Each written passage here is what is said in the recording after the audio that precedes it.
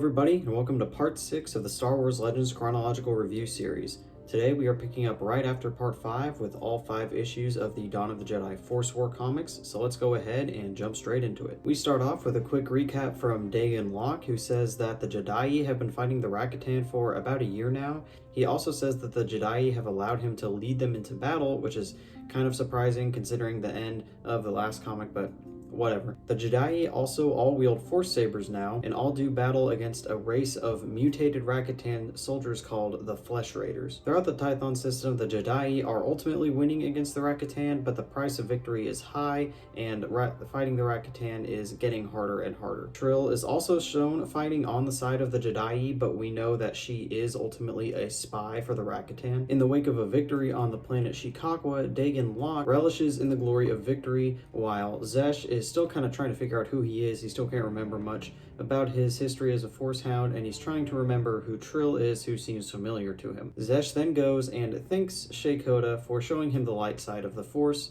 and it looks like they might be about to kiss, but they get shy and split ways. On the planet Skagora, the frustrated Rakatan have regrouped and are fighting amongst themselves. Praetor named Sasset is a little suspicious of Skalnas because the Jedi are inexplicably able to predict all of the Rakatan's movements, and she thinks Skalnas might be a spy or something. It is here that Skalnas reveals the true reason that they have come to Tython, and it is because they want to recover one of the Infinity Gates that they used to use to travel the stars, because for some reason they are losing their connection to the Force, and Force-sensitive individuals are what they use to power their hyperspace technology. Sasset offers to rule by his side as his mate, but Skalnas decides to kill her with Force Lightning, so I guess he didn't really like that idea. Starting up issue number 2, Zesh has a nightmare about his former Rakatan masters, and Shakoda comes to comfort him and in the process confesses her love for him. Zesh then confesses something of his own. In order to reject his Rakatan heritage, he has replaced his slave name of Zesh with a new name, Tau, which is from the only word from his native language that he can remember, and the word means soul. After that, they decide to spend the night together by spending some quality time in Zesh's tent. Aww. Zesh comes up with a new strategy for defeating the Rakatan, which is to target their leader Skalnas, because if they are able to kill him, the Rakatan will just destroy themselves, trying to figure out who will take his place. And using his old Force Hound abilities, Zesh is able to locate the Rakatan base on Skagora. Skalnas is made aware of this through Trill, but Skalnas tells her to let them come because he is confident that he can defeat them there. The Jedi do eventually get to Skagora, and they do eventually realize that it is a trap, but they decide to fight anyway. Zesh begins to suspect that Trill is not what she seems after she reacts to a Force vision of him while he's using his powers. Zesh and Trill then make their way to a mysterious underground Rakatan facility where they see various Jedi hooked up to some kind of strange Matrix-like machine, and they're using their Force sensitivity to power something, we aren't quite sure yet. Zesh is shocked by this, and Trill takes the opportunity to knock him out. Going into issue number 3, the battle on Skagora is in full swing, and the Jedi start to find themselves getting dragged more and more to the dark side the longer that they use their Force sabers, which,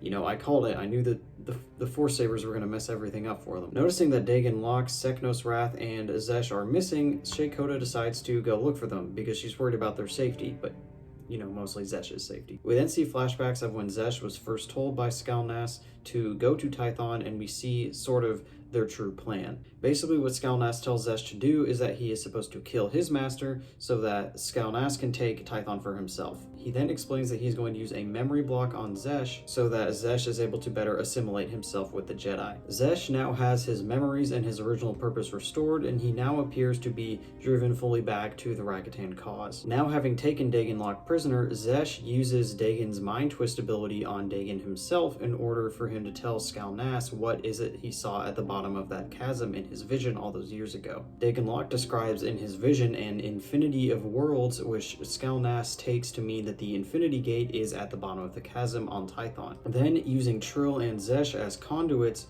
Skalnas uses the dark side of the Force basically to locate all of the Jedi seers, who are basically the ones that were able to use the Force to predict all of the Rakatan movements and what they were going to do in battle. This extreme dark side energy basically blinds all of the seers at once, but in their final vision they can see the Rakatan preparing for battle and starting to come to Tython. The Jedi then retreat back to Tython to prepare for the Rakatan advance, and both having been captured by the Rakatan, Seknos Wrath and Dagan Locke both vow to kill Zesh because he has betrayed his new family. Issue 4 begins with the Jedi all regrouped on Tython and ready for battle. Meanwhile, on the moon of Ashla, the various other fleets of the Tython system have come to blunt the attack of the Rakatan before they get to Tython, but it seems like it's not going too well for him. Skalnash, Zesh, and Dagan Locke eventually make their way to the chasm, but Dagan Locke is abandoned by them before they go much deeper. Seknos Wrath manages to control his rage long enough to break himself free from the cells as well as the other prisoners, and they start moving to Tython so that they can join the battle. Back at Anil Kesh, Tasha Rio and Master Tur Sendin meditate with the holocron, and the image of the Master Jedi Anang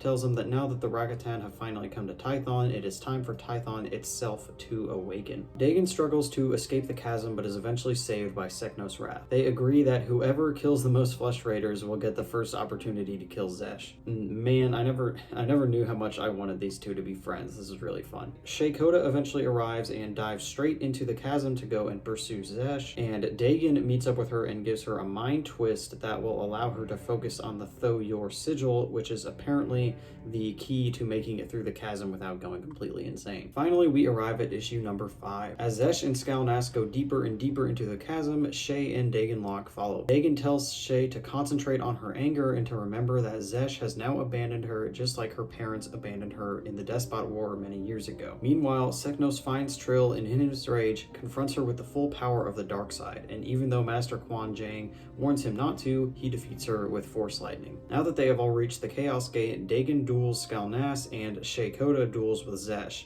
And Shay basically tries to reconnect with Zesh and tell him that his past doesn't define him and that he should learn to be his own person, not a pawn of the Rakatan or the Jedi in everything. But Zesh believes that he has been a willing participant in so much death and so much destruction that he doesn't think that there's any hope for him. It's too late for him at this point. Dagan tries to enter Skalnas's mind with a mind twist, but is completely overwhelmed by the darkness that resides there. And overcome by the darkness, Skalnas impales Dagan. Just as Skalnas opens the gate and reveals the true extent of the galaxy, Shay tells Zesh that she will not abandon him and will forgive him unconditionally because that is what it means to love. And he calls him by his chosen name, Tau. Skalnas knocks her out with Force Lightning, which enrages Tau, and now they duel. Back at the Anil Kesh Temple, the image of Master Anang tells Tasha Rio that they need a seeker to awaken the Tho-Yor. Although she was blinded, Anang assures her that her connection to the Force has not been severed, but she needs to sacrifice her life in order to awaken the Tho-Yor. Accepting her fate, Tasha Rio uses the rest of her life's energy to become one with the Force and reawaken the Tho-Yor, and she now claims to know who built the Tho-Yor and why. Beams of yellow light emerge from all of the Tho-Yor and they strike the temple, which creates a myriad of laser beams that destroy the Rakatan ships. The beam of light reaches all the way down to the chasm, which destroys the gate. An enraged Skalnas tells Tau that he does not have the power to beat him, but Tau tells him that by making him his master and by being his slave, that he has given him so much rage and darkness that it surpasses even his, and Tau is able to strike him down. Shay and Tau eventually find Dagan, and he's still alive, and they manage to escape the chasm. And just as Tau predicted, now that Skalnas is dead, the Rakatan just squabble over themselves and destroy themselves before they even leave Typhon. Now that the war is over, the Jedi disavow their Force sabers, acknowledging that they had thrown the Jedi out of balance with the Force. Dagan Locke, however, wants to continue to use his, as there are some Flesh Raiders on the system that still need to be dealt with. Saying that the war has changed the Jedi in ways that they do not fully understand, Dagan walks away, asserting that he will never consent to being sent to Bogan again because it is no place for a hero. Elsewhere on Tython, Shea Koda and Tau are now free to explore the planet on their own. Because he saved the Jedi and embraced the light, they have allowed Tau to be free. The two share a kiss before they go off to explore Tython together. I mean, holy cow, just definitely the best of the 3 arcs of this Dawn of the Jedi saga. Just everything culminated in this great final battle that used everything that has been introduced in this little corner of the Star Wars universe so far, and it was just great. It's everything I hoped it would be personally. I just really loved watching this whole story unfold because it's very rare for me that I get a piece of Star Wars media where I don't know what's going to happen to the characters, because you know, most of the comics include characters where you know eventually what's going to happen to them in the movies. To see just a completely original cast of characters in their completely separate corner in both space and time for Star Wars was just a really great experience for me. You know, some things like the attraction between Zesh and Shay and Zesh or Tao's eventual redemption. You know, of course, I saw some of that stuff coming a mile away, but some stuff like exactly what was going to happen to Dagon, exactly how the Rakatan were going to be defeated, some of the mysteries of Tython, like all that stuff just unveiled itself very naturally, and I love being surprised by all of it. One thing I wanted to mention is the art. The art is definitely the best also in this series as it has been so far, and especially some of the facial expressions are really effective and honestly kind of haunting. In terms of, back to the story, in terms of character development, I think that Zesh or Tao is a fantastic interpretation of sort of the Darth Vader or Kylo Ren redemption story that Star Wars likes to tell over and over. You know, someone who is a servant of the dark side but eventually becomes their own person by connecting to somebody that they love. I think it's a trope that's been done in Star Wars over and over, but I really liked the way that it was done here. I definitely think that Zesh is my favorite character from this era. I'm honestly surprised at how well they handled Dagon, because you think that at the end of, by Prisoner of Bogan, he's just some generic bad guy that wanted power, but he's honestly kind of a person who is like the ends justify the means. Like, he's a person with a good heart at the end of the day, even if the way he goes about it isn't the best. It's like he enjoys the glory and he wants power, but at the end of the day, he wants the Jedi and the Tython to survive. And it's just, he's a really interesting character that I haven't seen done well before in Star Wars. Sort of that morally gray is really hard to nail for Star Wars, I think, and for Dagon, they just did it in such an interesting way. I really appreciated it. I never knew exactly what he was going to do next, but still his whole character just made a lot of sense to me. And for all the other characters, particularly the Jedi, it was really neat just to see as this war unfolded, how they all care about each other and are willing to fight for each other. Even the smaller characters that didn't get as much role to play in this arc as they might have the last. For example, Sekno's Wrath, especially. I really enjoyed seeing them act together as friends. It feels like a tight-knit community of people who've known each other for a long time and are willing to go to great lengths to help each other and fight for each other. And those character dynamics were really fun to see unfold on screen, and I feel like they were able to fit a lot into a little, because most of the focus is on Shay and Zesh and Dagon and Skal Nass, but I feel like all the other characters got good moments to shine too, and to finish up this little era that they're in. Quick note about the Rakata. We never find out exactly why they're losing their connection to the Force. I definitely wanted to find that out. Maybe we do later. I kind of doubt it, because this whole era is kind of coming to an end, but that's just something I wanted to say. Speaking of mysteries, I'm really happy we solved the mystery of what was under the temple and what exactly that chasm was all about. I kind of just assumed that it was going to be another incomprehensible Eldritch Force mystery that we were never going to learn the true nature of, but once we found out exactly what it was and how it connected to earlier parts of the story and the history of the Rakatan, I felt it just all came together in a very neat way, and that shows that they probably had planned that all from the start, and I found that really satisfying. And it also connects back to Dawn of the Jedi Into the Void, the book with Dalian, and why he wanted to get to the gate, and it all fit together, and it was all very satisfying that we got an explanation for that. I thought it was kind of funny that Tasha Rio mentions that she finds out who built the Thoyor and what they're for, like what their true purpose is. It makes me wonder if they actually genuinely had a real solution in mind for that plot thread, or if they just left it there. It's like, oh, there is something, but we're not going to tell you. I'm not sure how I feel about that. I feel like there's just a lot going on in this comic anyway that is good, that it wasn't really something I thought about too much. And as I mentioned earlier in like part 2, I feel like when Star Wars tries to explain some of these deeper mysteries, they kind of tend to fumble. So I'm not too upset having this one not fully explained right now. And I am so happy we finally got to see the Jedi pushed by these these Force sabers, and how it pushes them to the dark side, and how they finally realize that if they use the dark side often at all, then it pushes them out of balance. And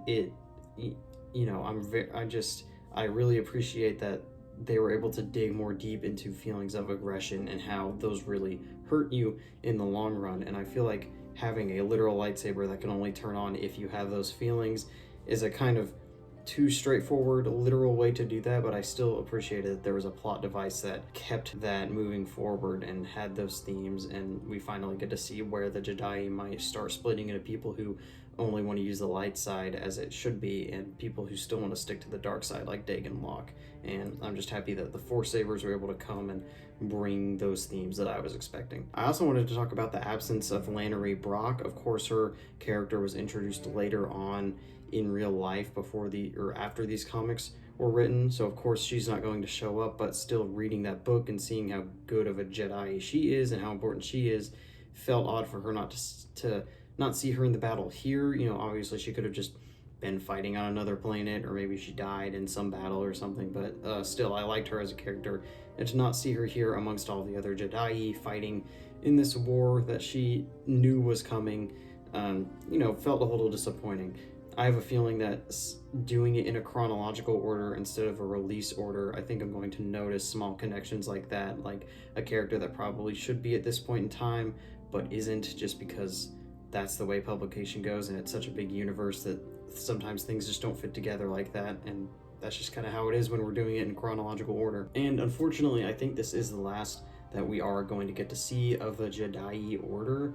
Looking ahead at the material we're going to cover in the next few parts, we are taking some time jumps, and we're not going to be focusing on Tython or the Jedi Order, so we don't really get to see what exactly becomes of the Jedi Order immediately after this conflict, and the exact ways that they split off into their different philosophies, and that really kind of makes me disappointed. I'm honestly starting already to empathize with people who were really upset when the Legends community was dropped and branded as Legends, and those stories were cut off and not allowed to continue. So because I'm already getting attached to this era, and now this era is no longer going to get to have some of its own questions explored, and that's disappointing, really. But also, to be honest, I have over 3,000 pieces of media still to cover, like hundreds of books, hundreds of comics. So honestly, Star Wars Legends universe is big enough as it is, so I don't know. Alright, well, that's about all I got for part 6. I would definitely give